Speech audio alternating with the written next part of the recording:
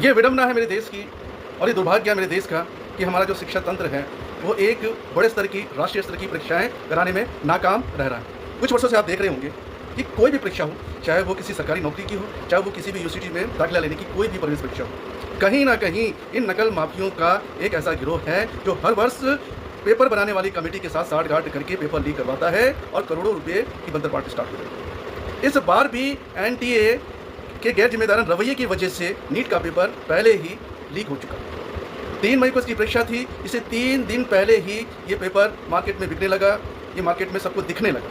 सोचिए, इतनी बड़ी परीक्षा जिसमें 23 से 24 लाख बच्चे इसमें शामिल हुए थे अपना भविष्य बनाने के लिए। कई बच्चों ने इस परीक्षा दिया, कई बच्चों ने मिठाइयाँ बांटी, खुशियाँ बनाई कि उनका इस साल नीट के एग्जाम में प्रवेश होने वाला है, कोई अच्छा मेडिकल कॉलेज उनको मिलने वाला है, उनकी रैंक बहुत अच्छी आने वाली है। लेकिन अचानक जैसे ही ये खबर मीडिया के थ्रू हम तक, आप तक, उन बच्चों तक पहुँची तो एक निराशा की लहर दौड़ पड़ी। उन बच्चों के सपने टूट चुके, उन पेरेंट्स के सपने टूट गए जिन्होंने इतना पैसा लगाया, उनके पीछे मेहनत लगाई और उम्मीदें रखी। मैं उन सभी पेरेंट्स से, उन सभी बच्चों से सहानुभूति रखता हूँ। एनटीए की गैर जिम्मेदारी की वजह से ये पेपर लीक हुआ है। और ताज्जुब की बात देखो कि एनटीए ने बड़े ही शर्म से ये कह दिया, बड़े ही शर्म से, मैं तो ये कहूँगा कि शर्म से कहना चाहिए था, लेकिन बड़े ही गर्व से ये कह दिया कि हम जिम्मेदारी लें। यार एक बात मुझे ये बताओ, पहलगाम अटैक की जिम्मेदारी लश्कर तौबा के रेजिस्टेंस फ्रंट ने ली, आप तो ऐसे जिम्मेदारी ले रहे जैसे कि आप मिलिटेंट हैं। अरे जब आप अपने आप को क्या मान रहे हैं, जब आप अपने आप को गुनहगार मान रहे हैं, आप मान रहे हैं कि आपकी वजह से ये जो होता है कि इस कारनामे को अंजाम दिया गया था, आप जिम्मेदारी ले रहे हैं कि आप अपराधी हैं, आप इस बात की जिम्मेदारी ले रहे हैं कि ये इतना बड़ा कारनामा हुआ है, ये आपकी नज़र से छुप करके नहीं हुआ है, ये आपकी लापरवाही की वजह से हुआ है। तो मैं प्रधानमंत्री जी से ये रिक्वेस्ट करना चाहूँगा कि ये वैसा ही एक बहुत बड़ा अपराध है जैसे कि पहलगाम अटैक में आरएफ या दूसरे आतंकी संगठनों का।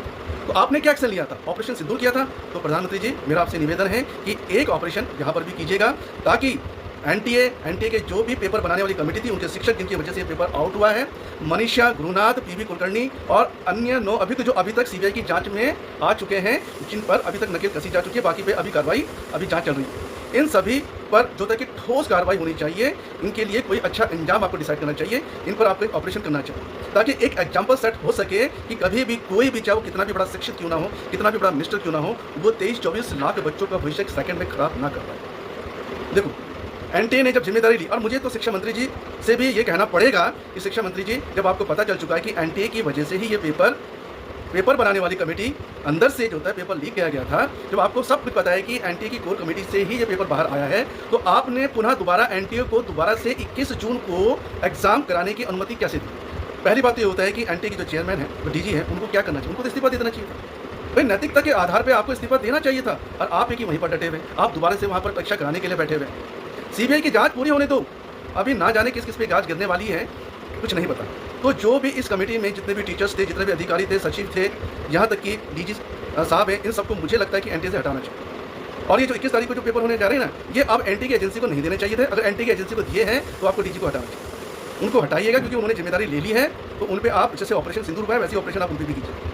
जाँच में जो भी गुनहगार साबित होते हैं, जो भी सामने आते हैं, मैं ये नहीं कहूँगा 6 महीने बाद जाँच ढीली कर दी जाएगी, यानी मीडिया भी हमें अपडेट देना बंद कर देता है, ठीक है, जनता का भी धीरे धीरे गुस्सा शांत हो जाता है और मीडिया इसी कमजोरी का फायदा उठा करके अपडेट देना कम कर देता है। इससे होता क्या है कि सीबीआई की जांच चल रही है, एक तरफ बेल हो रही है, एक तरफ 2 या 3 साल की सजा काट करके बाहर आ जा रहे हैं, हमेशा के लिए दोबारा से इस तरह के कारनामे को अंजाम देना। तो मैं ये कहूँगा अपने माननीय प्रधानमंत्री जी से कि आप ही हैं इस समय जो इस जिम्मेदारी को समझ सकते हैं, इस समस्या को समझ सकते हैं। ये एक बहुत बड़ा विष है जो धीरे धीरे करके शिक्षा तंत्र की जो रोक को जहरीला करता जा रहा है, उसे ख़त्म करता जा रहा है। आप इन बच्चों पर अपनी सहानुभूति दिखाएं और एनटीए जैसी परीक्षा को, जो एनटीए जैसी एजेंसी है, इसको समाप्त करके कोई दूसरी संस्था इस तरह की बनाएं जिसमें पारदर्शी तरीके से कार्य हो। और एक बात मैं ये भी आपको कहूँगा कि आप जो भी एनटीए के डीजी हैं, उनको नैतिकता के आधार पर इस्तीफा देना चाहिए और किसी दूसरे अधिकारी को वहाँ नियुक्त करना चाहिए। धन्यवाद। बहुत बहुत